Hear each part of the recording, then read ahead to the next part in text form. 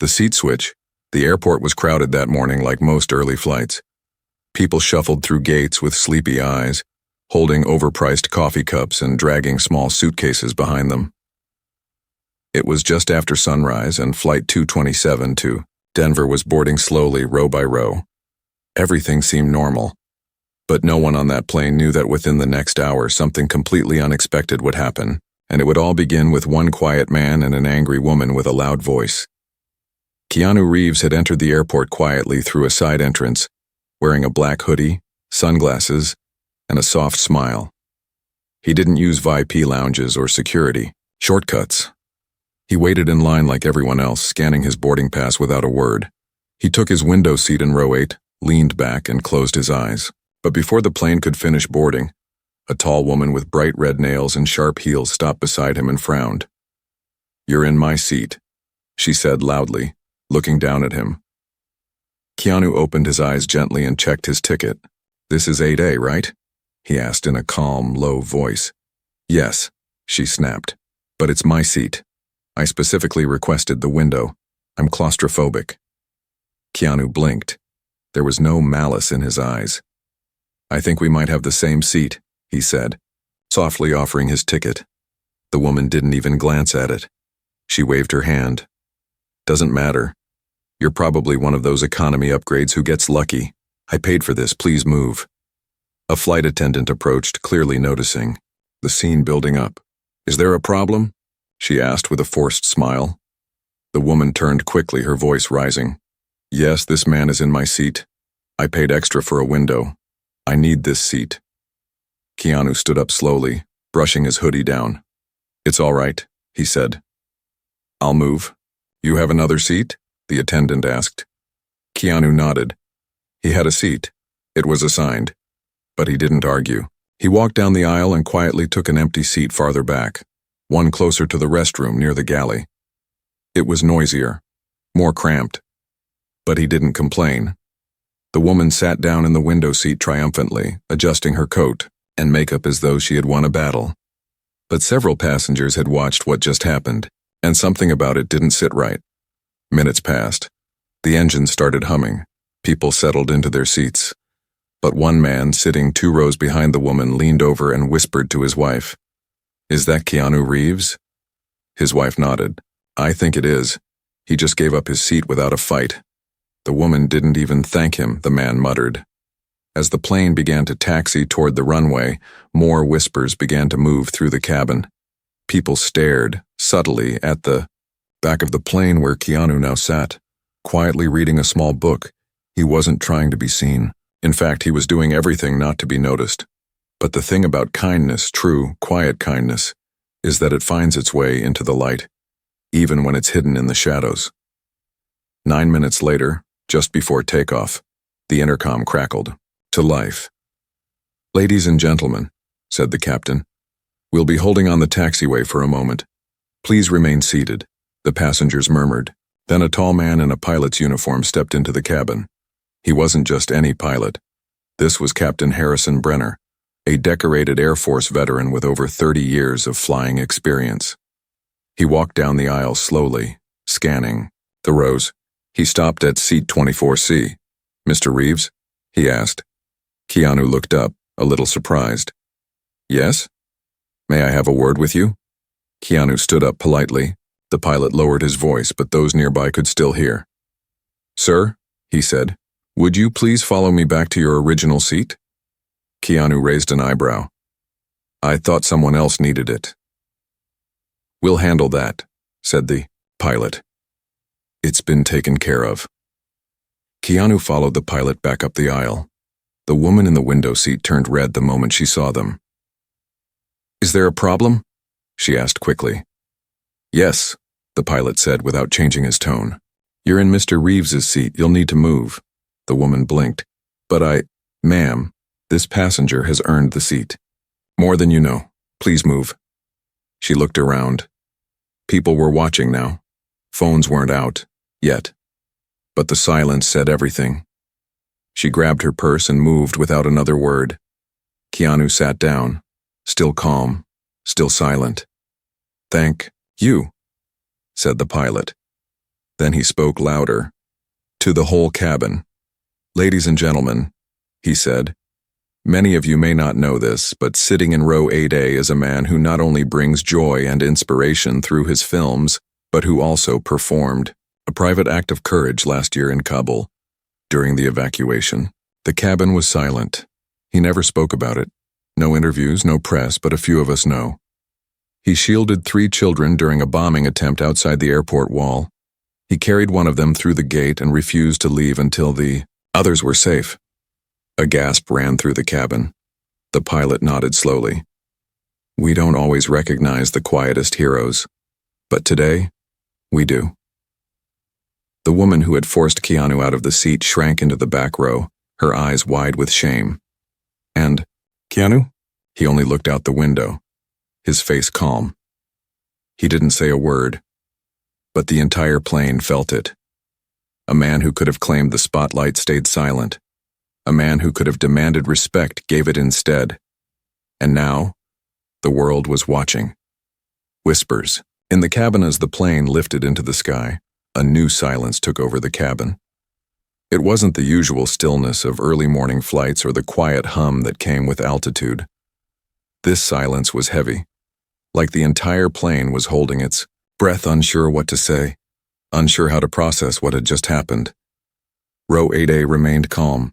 Keanu Reeves looked out the window, his face expressionless, his posture relaxed, almost like nothing had happened. But people couldn't stop turning their heads. Some whispered to their seatmates. Others just stared quietly.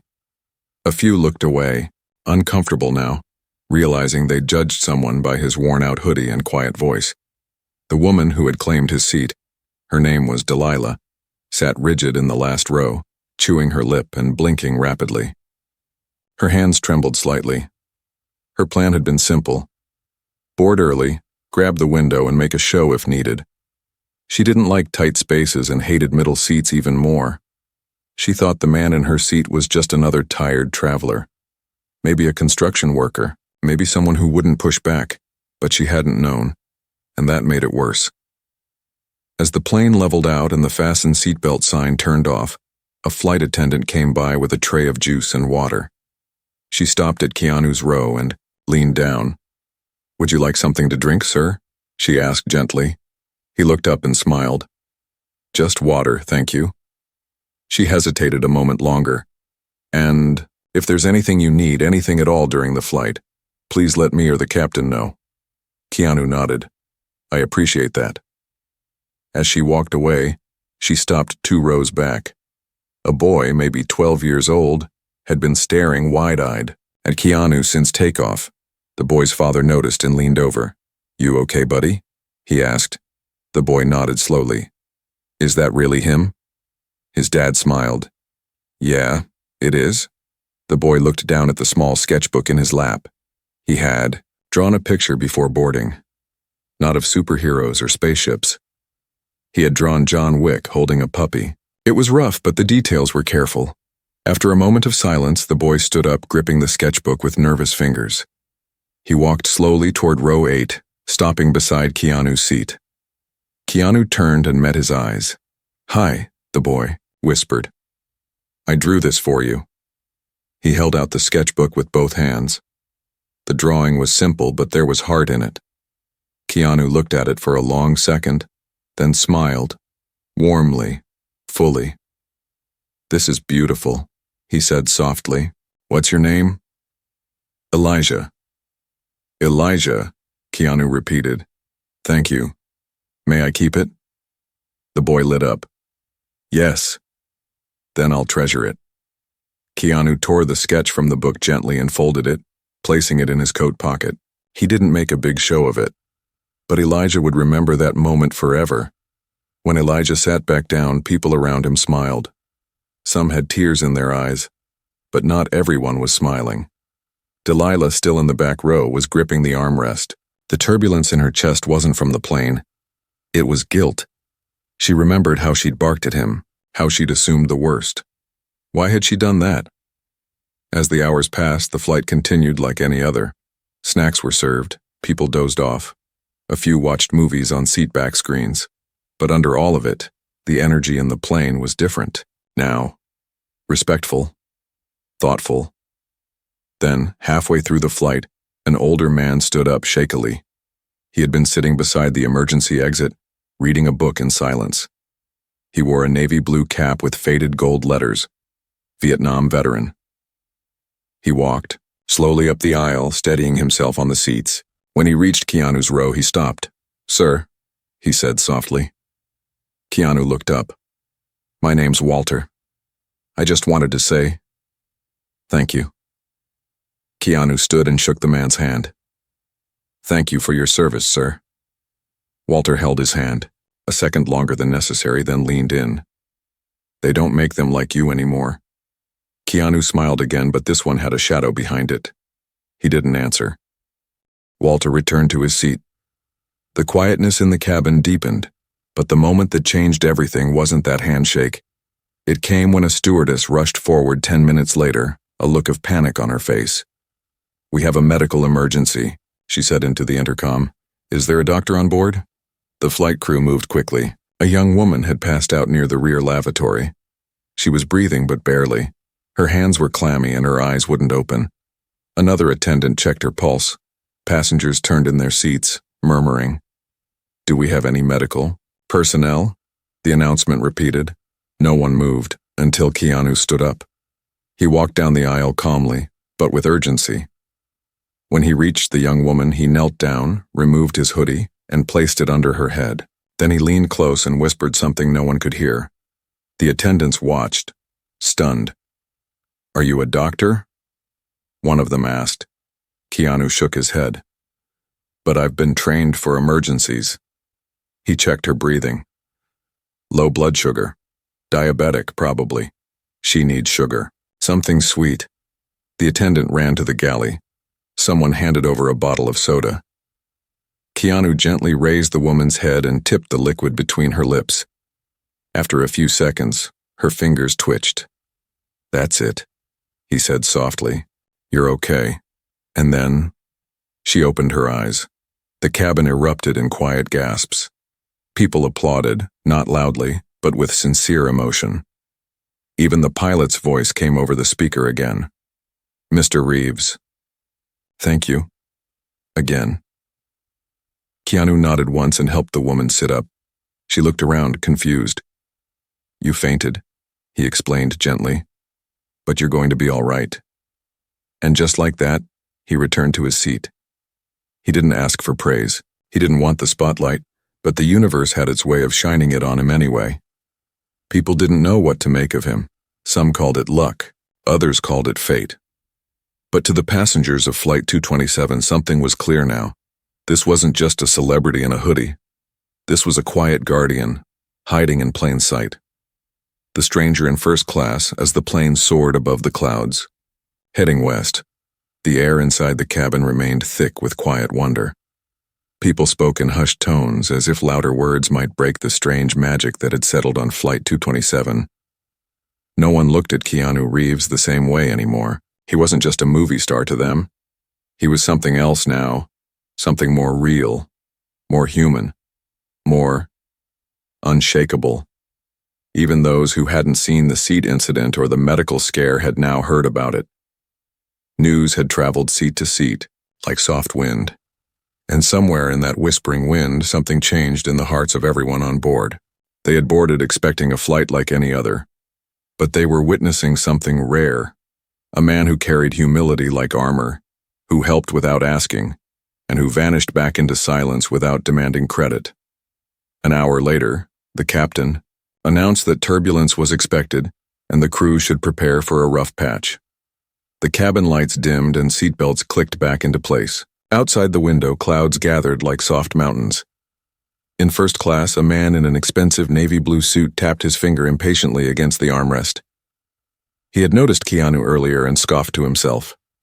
To him, actors were just performers, nothing more. He hadn't cared what happened in economy. But he had overheard the flight attendant whisper something to another passenger. Something about Keanu saving a woman, moving without complaint, even giving up his comfort for others. The man chuckled. "Publicity stunt," he muttered. "But Something gnawed at him. Something he hadn't told anyone. 6 months ago, his sister had been in Kabul, an aid worker, and in a final, desperate message, she had mentioned a man in black who shielded children during an explosion. She never said his name. She never got the chance. But the man in first class. He remembered that story. He remembered the way her voice cracked when she talked about it in a voice memo she had sent, and now the pieces didn't feel so far apart. He unbuckled his seatbelt and walked down the aisle. The flight attendants tried to stop him, but he nodded to them. "I just want to say something," he said. Keanu looked up as the man approached. His expression didn't change. Calm. Composed. The same look he had worn all flight. The man stood in the aisle, blocking view from half the passengers. "My sister was in Kabul," he said aloud. Immediately, the nearby passengers turned to listen. It was the first time anyone in first class had come back here. She was an aid worker. She never made it home. But before she died, she left a message. She said a man in a black hoodie shielded children from a blast outside the airport. She said he didn't wait for cameras. He just vanished. He paused. His voice cracked now, barely holding. "Sir, were you that man?" Keanu looked into his eyes. A long, deep silence passed. Then he spoke. "I did what I could. I'm sorry she didn't make it." The man's eyes turned red. He nodded once, tightly, then surprised everyone by placing his hand on Keanu's shoulder. "You saved lives. You saved a part of her, too." He didn't say anything else. He walked back to first class and sat down quietly. The plane kept moving, but it felt like time had paused for a second. As the turbulence picked up, a few passengers gripped their seats tighter. The plane jolted slightly and the lights flickered. The crew moved to reassure everyone. And just then, another twist came. A woman in row 6, who had remained quiet most of the flight, stood up abruptly, even as the plane shook. She was older, maybe in her 70s. Her hands trembled as she held a small box. "I can't sit on this any longer," she whispered. The box had a purple ribbon around it. She stepped into the aisle and walked toward Keanu. The attendants tried to stop her, but she waved them away. "Please, let me do this." Keanu stood when he saw her approach. "I heard what you did," she said. "I heard everything, and I want you to have this." She handed him the box. Keanu looked puzzled. He opened it slowly. Inside was a military medal, old, worn, but polished. "This belonged to my husband," she said, her voice breaking. "He was awarded it after saving 2 men during a mission. He died 10 years ago. I've kept it all this time. But today, I feel he would want you to have it." Keanu was stunned. He looked at the medal in silence. He didn't take it right away. "Ma'am," he said gently, "I don't deserve this." "Maybe not," she said, "but you remind me of him. Humble, brave, never loud but always present." Her eyes shimmered. "You carry the same spirit." Keanu slowly reached out and accepted the medal. He bowed his head, not out of pride, but out of respect. The entire cabin was still. Not a single whisper, not a single cough. Even the children were silent. One of the flight attendants had tears in her eyes. Another held a hand over her mouth. The woman returned to her seat and Keanu sat back down, holding the medal in both hands. For a moment, the world felt smaller, kinder. And for the first time since the flight began, Keanu leaned back and closed, his eyes not to rest but to hold in something deeper, a memory, a prayer, a silent promise. He hadn't asked for any of this, but something about this flight felt like it was meant to happen. Somewhere in the back of the plane, Delilah still sat, watching it all unfold. Her chest was tight with shame. Earlier, she had been angry at him for not giving her the seat faster. Now she wished she could take every word back. She opened her tray table and pulled out a pen. On a napkin, she began to write something. She didn't know if he would read it. She didn't know if she'd have the courage to hand it to him. But some things must be said, especially when it's already too late to say sorry with words alone. And Flight 227 was still not done with its surprises. The napkin letter, the hum of the engines filled the cabin, steady and low. Outside, the sky had shifted from pale blue to soft gray, clouds brushing the windows like quiet thoughts. Flight 227 had crossed into Colorado airspace, but to the people on board, time no longer moved in minutes. It moved in moments. Keanu Reeves sat quietly in row 8A, the old military medal resting on his lap. His hands were still, his eyes focused, on nothing in particular. He didn't need to be anywhere else. He had already gone further in one flight than many had in a lifetime, emotionally, spiritually, deeply. Behind him, stories were shifting, and near the very back of the plane, a woman named Delilah held a folded napkin in her palm. Her fingers had squeezed it so tightly that the ink had slightly smudged, but the words were still readable, words she never thought she'd write. To the man I mistreated, I don't expect forgiveness, but I hope you'll understand. I acted out of fear, not hate. You gave up your seat for me without knowing who I was, and I judged you without knowing who you were. Thank you for reminding me what real grace looks like. I'm sorry. She stared at the napkin for several minutes. Then, as the seatbelt sign turned off once more, she stood and walked up the aisle. People watched her pass. No one said a word. She stopped beside Keanu, who looked up gently. Her voice was soft, different. No pride, no anger. I wrote something, she said, holding the napkin out. I was hoping you'd read it. Keanu took the napkin and nodded. He didn't open it right away. He looked into her eyes first, and in that moment she saw something that undid her completely. He wasn't angry. He wasn't smug. He was kind. She blinked hard and returned to her seat. When she sat down, her chest felt lighter. She didn't know if he'd read it, but something in his eyes told her she had already been heard. Keanu unfolded the napkin and read it quietly. Then he folded it back carefully and placed it in the same pocket as the child's drawing. No judgment, no response, just acceptance. 30 minutes from landing, the cabin lights dimmed again. The captain's voice came over the intercom with a smile in his tone. Ladies and gentlemen, we'll begin our descent shortly. Thank you for your patience, your kindness, and for being part of a flight I'll never forget. The passengers exchanged glances. This wasn't just another flight. People weren't thinking about baggage claim anymore. They were thinking about that medal, that sketchbook, that napkin. A boy in row 11 whispered to his mom, "Do you think he's a real hero?" His mom smiled. "I think real heroes don't need to say they are." In the galley, one of the attendants began to cry silently. She had been flying for 15 years and never seen anything like it. Not just Keanu's actions, but the way the cabin had changed. It was like the plane itself had learned to breathe deeper. She wasn't the only one moved. In the cockpit, Captain Brenner flipped a small switch and turned to his co-pilot. "You ever seen anything like that?" he asked. "Not once," the co-pilot replied. The captain nodded. "I'm going to request something special." "Like what?" He smiled. "You'll see." As the wheels lowered and the city of Denver came into view, a few passengers pressed, their faces to the windows, watching the lights below. It was quiet, reverent.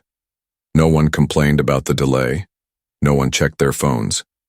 And when the tires finally kissed the runway and the plane slowed down, the intercom came alive again. "Ladies and gentlemen," the captain said, "before you unbuckle your seatbelts, I'd like to make a final announcement." People froze. In all my years of flying, I've seen a lot. But today, I saw something I'll never forget. And neither will this airline.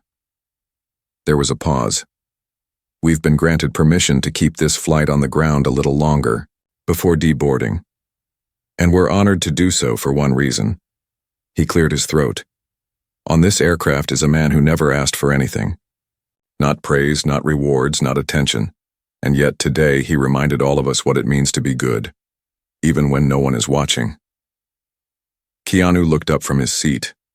Eyes around the cabin turned to him, but he remained still.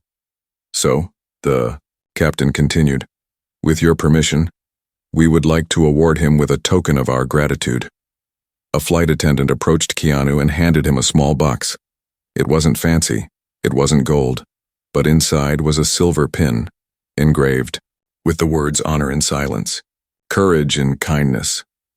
Keanu looked at the pin. For a moment he didn't speak. Then he looked up at the flight attendant and said quietly, "Please, share this with the crew. I was just a passenger." The attendant shook her head. "No, you were the reminder."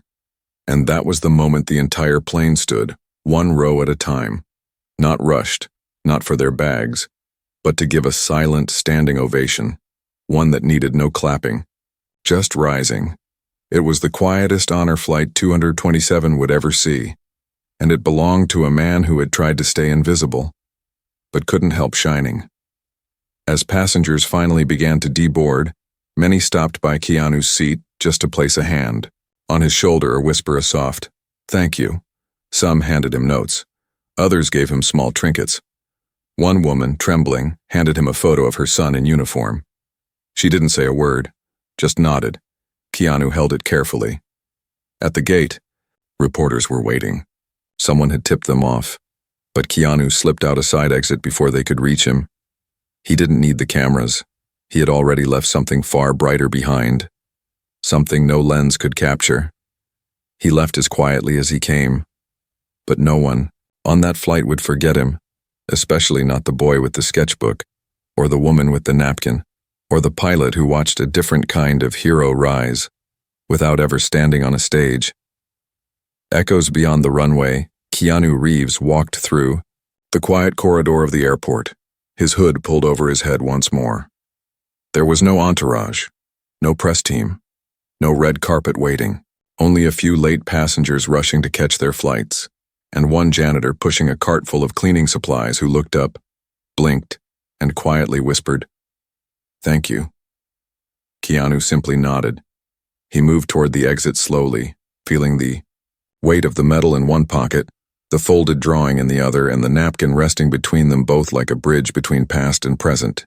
Behind him, the flight he had just stepped off from had already become more than a memory. It was a story, one that would be told and retold in homes, on phones, through tears and smiles. But for Keanu, it was never about being remembered. It was about showing up. Outside, a light snow had started to fall. The wind was sharp and the airport lot was quiet. He pulled his coat tighter and headed for the waiting car service, but before he reached it, he heard hurried footsteps behind. "Him, sir, excuse me, sir." He turned. It was Delilah. She was out of breath, her coat draped over one arm, a small carry-on bag bumping behind her. Her face was flushed, not just from the cold. I needed to thank you." "Again," she said. Keanu nodded. "You already did." She hesitated.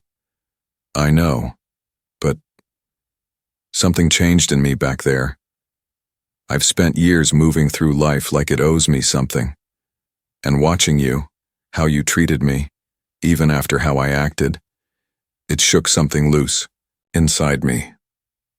He waited silently. "I didn't know who you were," she went on, her voice cracking. "But even if you weren't famous, you still would have treated me the same way, wouldn't you?" He finally answered. "What someone does to you doesn't have to decide what you do to them." Delilah nodded, tears forming. "Thank you for reminding me what kindness looks like when no one's watching." She stepped back, gave him a small wave, and walked away. For the first time in years, her heart felt light. Meanwhile, inside the airport, Captain Harrison Brenner sat with his co-pilot at a small staff cafe tucked away near the operations room. He stirred a cup of black coffee and stared out at the snowy tarmac. "You ever think," he said slowly, "that maybe people like him show up when we need them most?" His co-pilot raised an eyebrow. "You mean like angels?" Harrison chuckled. "I don't know, maybe, but that flight, I've flown senators, rock stars, billionaires, and none of them made me want to be a better man the way he did." Across the table, a young female flight attendant, Julia, spoke softly. "I called my dad right after we landed, told him I forgave him. We hadn't spoken in years." They both looked at her. She shrugged, wiping her eyes. Something about that flight made it feel like there wasn't time to stay mad anymore. Harrison smiled. That's what I mean. Quiet men change the loudest hearts. And far across town, in a quiet home in Denver, Elijah sat at the kitchen table with his mother. His face glowed as he retold every moment from the plane. How Keanu took his drawing, how he smiled at him, how he saved a woman and got a medal. He held up his sketchbook and showed the empty page where the drawing had been. His mom smiled. That was really kind of him. I want to be like him, Elijah said, not because he's famous, but because he made people better. His mother paused, then reached for a pen. Then let's make a list, she said. Of what? Kind. Things we can do today, big or small. Like he did. Elijah grinned and started writing. That list would grow into a blog. The blog would turn into a classroom project. The project would go viral. It would be called Kind Like Keanu. But he didn't know that yet. Right now, he was just a boy who had met a hero in row 8A. Date news of the flight didn't stay quiet for long. Passengers had shared photos, notes, and small clips online. A blurry image of Keanu helping the diabetic woman made its way to social media. The napkin letter, photographed by the woman who sat across from Delilah, was shared thousands of times. By morning, headlines read, Keanu Reeves silently comforts sick passenger during flight, then honors a fallen soldier's widow. A sketchbook, a medal, and a napkin, the quiet legacy of Flight 227. But Keanu never commented. He didn't respond to the press requests. Instead, he spent the evening at a small diner on the edge of Denver, alone, eating eggs and toast. The server, a teenage girl, named Mia, didn't recognize him until he left a generous tip and a note that simply read, "Thank you for the warm smile." Never lose it. When she realized who he was, she ran outside to find him, but he was already gone.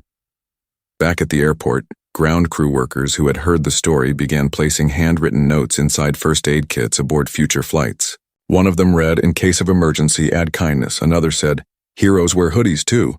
But the most touching tribute came from Captain Brenner himself. He requested that row 8A on every flight he flew be quietly dedicated to those who show courage without needing recognition. No plaque, no fanfare, just a silent row reserved for the brave in spirit. He called it the Quietest medal. And somewhere in a city already forgetting yesterday's headlines, Keanu Reeves walked toward another sunrise. Not for fame, not for applause, but because he believed something simple, that a single act of respect, of patience, of kindness could ripple into something bigger than anyone expected. He had seen pain, he had walked through grief, but on that flight, he didn't just bring peace, he helped others find their own. The ripple never stops. 2 weeks later, back in Los Angeles, Keanu Reeves stood at the edge of a small park. It was early morning. Dew still clung to the grass. Birds moved quietly in the trees above. In his hand was a folded napkin, aged just slightly at the edges, the ink still readable. In his other pocket, the sketch from Elijah, its corner now creased from travel, and wrapped in a soft cloth, the medal from the widow on Flight 227. He walked slowly to a bench under a wide oak tree. This was a place he had visited often, not for fame, not for stories, but for reflection. As he sat down, an older man walking his dog paused nearby. "You're him, aren't you?" he asked gently. Keanu smiled softly. "Just someone enjoying the morning." "I heard about the flight," the man said. "My daughter was on it. She told me it changed her life." Keanu looked up. "She said you didn't raise your voice once, but somehow you spoke louder than anyone she's ever known." Keanu nodded once. "I'm glad she's doing well." The man smiled. "She's writing again. She had stopped for years, said she didn't believe in people anymore. Now she's filling notebooks." He reached out his hand. "Thank you." Keanu shook it. No speeches, no long answers, just a simple act of connection. When the man walked away, Keanu sat in silence for a few minutes longer. Then slowly, he stood and walked toward a small memorial nearby, a simple stone wall with names of local heroes. He knelt, placed the medal gently at its base, and whispered something only the wind could hear. "This belongs with the rest of them." Meanwhile, the stories from Flight 227 didn't fade the way most viral stories do. 1 week after landing, the airline announced a new initiative, Project 8A. Its goal was to identify and quietly reward passengers and staff who displayed compassion during flights.